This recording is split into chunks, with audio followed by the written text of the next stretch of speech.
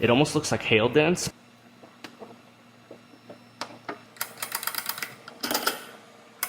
I'm down here in our aluminum shop, and I have a Nissan here. This one has a bunch of damage across the front end. I don't know what happened to this one. It almost looks like hail dents, but hail wouldn't leave all these marks. So that makes me think this is probably vandalism, is my guess. A ball peen hammer or something. I could be wrong, I really don't know. But hail isn't gonna leave marks like that did. I'm gonna go ahead and I'm gonna dive into this hood. I'm gonna use possibly a few different methods to work this metal back into shape.